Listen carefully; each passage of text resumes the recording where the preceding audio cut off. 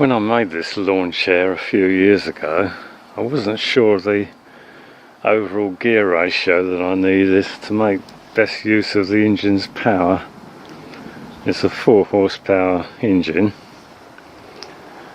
There's probably various mathematical formulae for working it out, but they're all too complicated for me to use.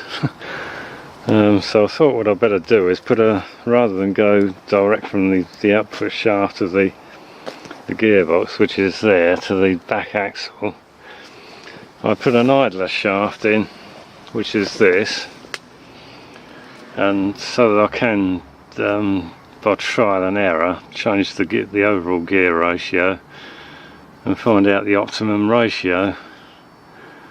And what I did first was I made this idler shaft, which gives quite a low overall ratio, and it makes first gear ridiculously low.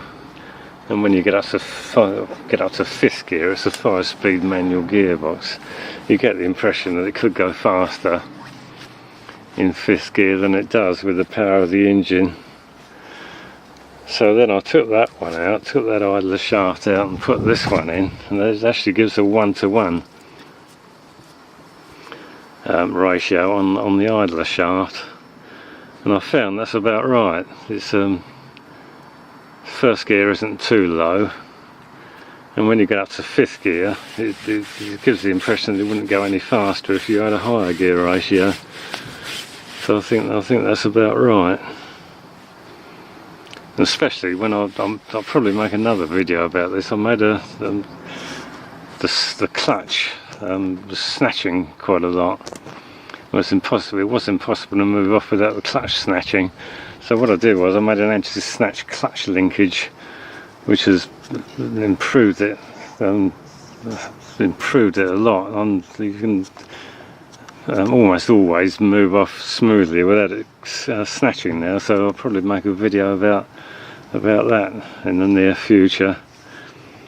So anyway, what I'm going to do now, because that's a 1-to-1 ratio on the idler shaft, it's pointless having the idler shaft there, luckily, so I can take it out, and that means I can do away with all this structure that holds it, and the shaft itself, and get rid of one transmission chain. So I'll only have one transmission chain going straight from the output shaft of the gearbox to the differential. So I'll get on with that now and see how we get on. Well, we're a couple of hours into this operation and we've got the first problem. Where the transmission chain's got to go, it's got to go from that sprocket on the output shaft of the gearbox to the differential sprocket, which is there. And it's alright on the top, it just goes from there to there through free space. But of course on the bottom there's two chassis members in the way. So that's a bit of a nuisance. So what I'm going to try and do is drill a hole through this one. I think it's a 21mm hole, and probably notch out that chassis member at the back chassis member, and I might have to put another plate on to reinforce it. But it depends what angle the chain ends up at. Oh, they're watching me again. I can't do anything. Must be some kind of conspiracy. Anyway, that's what I'm going to do. I'm going to try drilling a hole and putting another plate on and making a gap in that chassis member. So we'll see how we get on with that. Well, I think I've basically done it now. I've got rid of all the stuff it didn't need, with the idler shaft and all the structure that supports that, and two chain tensioners it had. And I thought, rather than have a chain tensioner, I'll go for the more traditional method of tensioning a transmission chain and move the axle, so the axle can move to and fro slightly to get the right tension on the chain. It meant elongating these holes in the chassis, but it was a bit of a job, but it's worthwhile. So the whole thing should be quite a bit lighter now. So it's and more reliable, just one chain. And I got around the problem of the chassis members being in the way of the chain. This is quite a job, but I actually notched out made gaps in the chassis members for the chain to go through, which meant kind of cutting a groove in the chassis member and welding and reinforcing a bit on to get the original strength back. That's the front one and the back one. So there's plenty of clearance for the chain now. I've got the engine back in now with difficulty. And the reason I say with difficulty is before I started this operation, the engine wasn't very well lined up with the gearbox. But I think now, with a lot of messing about with spacers and things, I've got it much better lined up. I don't know, you probably won't be able to see under there very well. There's those two pulleys. I've got those two pulleys much better lined up than they were. So that should be another thing that improves the efficiency slightly. So the next thing I'm going to do is make a chain guard for it. It's going to be much simpler than the other chain guard that I made before. And what I've done is I found the chain guard off of a child's bike.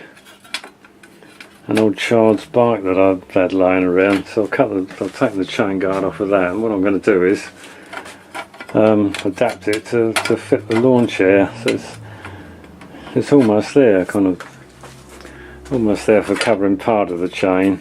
So I'll have to extend it up here to cover the gearbox sprocket, and perhaps down a bit as well to cover the underneath bit. So anyway, that's the next stage in this operation. Well, I've made a chain guard now, and I've painted it, and it's now drying on my wood stove. So hopefully tomorrow I'll be able to fit this chain guard onto the lawn chair, and that'll mean that this project is almost completed.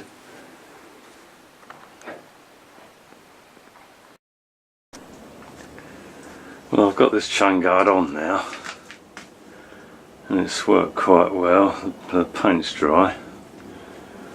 So what the chain guard does is stops you putting your finger into the dangerous parts of the chain. I think it's more or less it's all finger-proof now.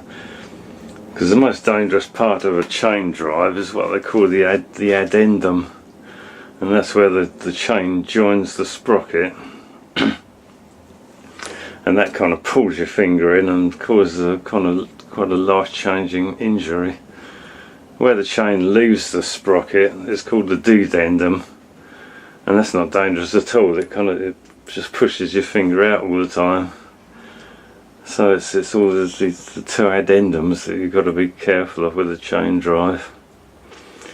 But anyway, I've noticed there's another problem now, in that the top of the spark plug is very close to the chain. So if the kind of chain wobbles or goes in a different place for some reason, it could short the spark plug out, and that'll obviously stop the engine. So what I've got to do now is I made a little bit of plastic up as a shield, and I've got to put that in there somehow just to insulate the top of the plug from the chain. So that's the next step.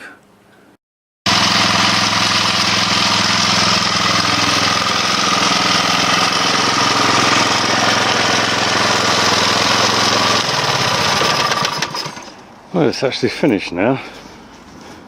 It's got a much simpler transmission, which is just that. Single chain, 2 sprockets, no chain tensioner. And I've given it a test drive and it works perfectly.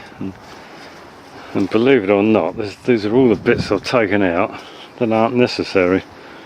2 chain tensioners, bracket, two brackets, and a big chain guard, nuts and bolts and brackets and plates and things.